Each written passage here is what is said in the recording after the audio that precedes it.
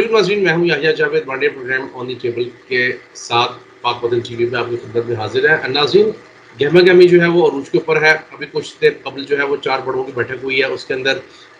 جناب وزیر اعظم عمران خان صاحب، جنرل قمر جاوید باجوہ جو ہمارے صدر ہیں عارف الوی صاحب، اور ڈی جی ISI جناب جنرل ندیم انجم صاحب، ان چاروں کی بیٹھک ہوئی ہے اور صورتحال کو کیسے نپٹا جائے اس کے اوپر جو ہے وہ مشاورت کی گئی ہے۔ اس کے حوالے سے بات کریں گے اور ساتھ ہی ساتھ یہ بھی جاننے کی کوشش کریں گے کہ عمران خان صاحب نے کل اہم اجلاس بلایا ہے اپنی پارٹی کا، اور اس کے اندر سینئر رہنما جو ہیں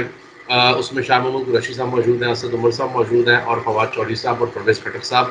ان کے نام جو ہے وہ ذرائع سے ہمارے سامنے آئے ہیں، ان کو جو ہے وہ مشاورت کے لیے بلا لیا گیا ہے۔ کل صبح یہ اجلاس ہوگا۔ ہمارے ساتھ موجود ہے اسلام آباد بیسڈ جرنلسٹ ہیں میاں عمر انعام صاحب۔ السلام علیکم and welcome to the show. Welcome, thank you so much sir, thank you. اچھا عمر، یہ بتائیے گا کہ آپ کیونکہ کافی عرصے سے جرنلزم کر رہے ہیں اور اسلام آباد میں آپ مقیم ہیں، تو شہر اقتدار کے حوالے سے تو ہم اکثر جو ہے وہ خبریں سنتے رہتے ہیں، کبھی جو ہے وہ کچھ ہو رہا ہوتا ہے، کبھی کچھ ہو رہا ہوتا ہے۔ ابھی جو کرنٹلی صورتحال ہے اس کے بارے میں ذرا بتائیے گا کہ کیا چل رہا ہے معاملہ؟ بہت شکریہ جناب۔ کچھ صورتحال جو ہے پاکستان کے دارالحکومت اسلام آباد میں وہ کچھ تشویشناک ہے۔ کہا یہ جا رہا ہے کہ ملکی سلامتی، خود مختاری اور دوستی کا جو ایک پیج قائم ہوا تھا 25 جولائی 2018 کو، جب عمران خان صاحب کی حکومت نے اکثریت حاصل کی تھی ان کی پارٹی نے، اور پھر اس کے بعد انہوں نے حلف اٹھایا، وزیر اعظم بنے، تو یہ جو پاکستان کی ترقی اور خوشحالی کا ایک پیج تھا، پچھلے 3.5 سال میں ہر تقریباً 2 مہینے بعد یہ خبریں آتی تھیں کہ یہ پیج پھٹ چکا ہے یا اس میں کوئی دراڑیں آ گئی ہیں یا کوئی مسئلے مسائل چل رہے ہیں، لیکن کبھی ایسا نہیں ہوا تھا۔ یہ وہ پہلی سچویشن ہے اس وقت جب ہم یہ گفتگو کر رہے ہیں کہ شہر اقتدار میں تشویشناک جو ہے وہ باتیں زیر گردش ہیں۔ وہ اتنی تشویشناک ہیں کہ شاید آپ اور میں اس حد تک تو جا کے ان کو ڈسکس نہ کر سکیں، لیکن جو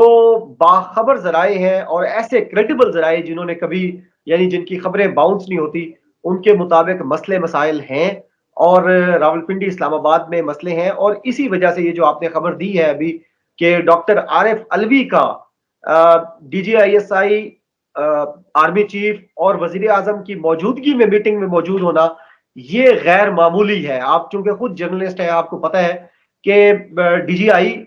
آرمی چیف اور وزیر اعظم کی تو کئی ملاقاتیں ہوتی رہتی ہیں، لیکن ان ملاقاتوں میں صدر عارف الوی صاحب کا بیٹھنا وہ غیر معمولی ہے، اور ذرائع یہی بتا رہے ہیں کہ ڈاکٹر عارف الوی نے اس میٹنگ میں بیٹھ کر تمام جو فریقین ہیں ان کو، جو اپنے اگر ان کے کوئی مسئلے مسائل ہیں تو اس کو خوش اسلوبی کے ساتھ حل کرنے پر زور دیا ہے، اور انہوں نے کہا ہے کہ آپ جو ہے وہ پاکستان کا سوچیں، پاکستان کے تمام اداروں، پاکستان کے لوگوں کو سوچیں۔ آگے OIC کا اجلاس بھی آ رہا ہے، 23 مارچ کی پریڈ بھی ہے، تو کہا یہ جا رہا ہے کہ یہ جو ملاقات تھی یہ صدر مملکت کی خواہش کے اوپر رکھی گئی تھی، اور ملاقات ابھی رات گئے ابھی تک بھی جاری ہے۔ امید یہ کی جا رہی ہے کہ صدر مملکت کی انٹرونشن کے بعد جو معاملات شدت اختیار کر گئے تھے بڑوں میں، اس ملک کے بڑے چلانے والے جو ہے ان کے درمیان، تو اس میں کچھ بہتری آ جائے گی معاملات میں۔ اچھا یہ بھی فرمائیے گا کہ جس طرح آپ نے کہا کہ یہ ملاقات جو ہے وہ ابھی تک جاری ہے، تو آپ کیا سمجھتے ہیں کہ کیا وزیر اعظم عمران خان صاحب، اور جس طرح آپ بتا رہے ہیں، آپ نے اشارہ بھی دیا ہے کہ کچھ بڑوں کے اندر جو ہے وہ کچھ الیکس کروانے کی کوشش کی جا رہی ہیں، تو آپ سمجھتے ہیں کہ اب جس طرح عمران خان صاحب نے اجلاس رکھا ہے صبح، تو معاملات میں کچھ بہتری آئے گی؟ میرا خیال ہے بہتری آ جانی چاہیے، کیونکہ جب گفتگو ہوتی ہے تو اس سے بہتری آتی ہے۔ اجلاس بھی صبح انہوں نے بلایا، جس طرح آپ نے کہا ہے کہ اپنی کور کمیٹی کو، اور بلکہ کور کمیٹی سے زیادہ کچن کیبنٹ کہہ لیں، تو انہوں نے اس کو بلایا ہے۔ قریب ترین جو لوگ ہیں جن کو وزیر اعظم اپنے دل کے راز بتاتے ہوتے ہیں، اسٹریٹجیز بتاتے ہوتے ہیں، ان لوگوں کو بلایا ہے۔ اور یہ جو آج مل بیٹھے ہیں، اور عارف الوی صاحب کی شخصیت جو ہے وہ آپ کو بھی پتہ ہے کہ وہ اس طرح کی ہے کہ وہ جب اگر کسی معاملات میں اداروں کے درمیان بیٹھیں گے تو کم از کم جو حالات کی شدت ہے اس کو اگر بالکل ختم نہ کر پائے تو کم از کم ضرور کریں گے۔ گفتگو سے مسئلے مسائل کا حل چل سکتا ہے۔ مزید ملاقاتیں ایکسپیکٹڈ ہیں، اب دیکھتے ہیں کہ یہ ملاقاتیں جب ختم ہوں گی اور اس کے بعد کیا صورتحال یہ سارا سیناریو ہے یہ اختیار کرتا ہے. لیکن امید یہی کی جا رہی ہے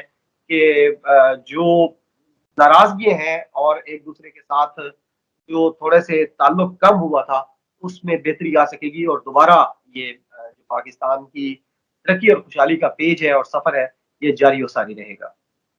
اچھا عمر، یہ بھی بتائیے گا کہ جہانگیر ترین صاحب کے حوالے سے بھی خبریں چل رہی تھی ذرائع سے کہ جہانگیر ترین صاحب بھی 1 یا 2 دن کے اندر فیصلہ کر لیں گے. یعنی کہ اگر جہانگیر ترین صاحب کے گروپ کی بات کی جائے تو وہ غالباً پنجاب کے اندر زیادہ ان کی تعداد ہے اور پنجاب کے اندر زیادہ خطرہ ہے. تو آپ کیا دیکھتے ہیں کہ کیا جہانگیر ترین صاحب جو ہے وہ اب اپنی علاج کے لیے گئے تھے، طبیعت ان کی بحال ہوئی ہے، اس کے بعد ہی انہوں نے جو ہے وہ سیاسی سرگرمیاں کرنے کا آغاز کیا ہے دوبارہ سے؟ جی بالکل ایسا ہی ہے. علاج کے لیے وہ گئے ہوئے تھے اور کافی عرصے سے وہ جاتے ہیں. جہانگیر ترین کی پچھلے دنوں ہماری ملاقات ہوئی تھی وزیر اعظم عمران خان صاحب سے 8 مارچ والے دن. ایک طویل ملاقات تھی، وزیر اعظم آفس میں بلایا گیا تھا کچھ یوٹیوبرز کو، میں بھی موجود تھا. وہاں ایک سوال ہوا کہ جہانگیر ترین کے بارے میں آپ کیا کہتے ہیں؟ تو خان صاحب نے کہا، جو جملہ انہوں نے بولا میں وہ بول دیتا ہوں. خان صاحب نے کہا کہ جتنا میں جہانگیر ترین کو جانتا ہوں، جہانگیر ترین کبھی بھی غداروں کی صف میں کھڑا نہیں ہوگا. یہ جملہ تھا وزیر اعظم عمران خان صاحب کا 8 مارچ کو. لیکن اب جب ہم یہ گفتگو کر رہے ہیں 19 مارچ کی صبح شروع ہو چکی ہے، تو اس وقت مجھے لگتا ہے کہ جہانگیر ترین کی جو مجبوریاں ہیں وہ بڑھ چکی ہیں. جب بھی آپ کو پتا ہے کہ راولپنڈی اسلام آباد کے تعلقات میں درار آتی ہے تو پھر لوگوں کی پوزیشنز اور لوگوں کی مجبوریوں میں اضافہ ہوتا ہے. جہانگیر ترین شاید اس انٹرونشن سے پہلے تو بالکل عمران خان کے ساتھ کھڑے تھے اور کہا یہ جا رہا ہے کہ انہوں نے علیم خان کو بھی کہا تھا کہ حوصلہ رکھو اور مت اس طرح کرو، عمران خان کو پریشرائز کرنے کی کوشش مت کرو. لہٰذا ہم نے دیکھا تھا کہ جہانگیر ترین اور ان کا گروپ جو ہے وہ اس طریقے سے عمران خان صاحب پر تنقید کرتا نظر نہیں آیا جس طرح علیم خان صفیں بناتے ہوئے اور عمران خان پر تنقید کرتے نظر آئے تھے. لیکن اب جو صورتحال ہے اس میں سر کچھ بھی نہیں کہا جا سکتا کہ کون کیا سائیڈ لے گا، کس کی سائیڈ لے گا.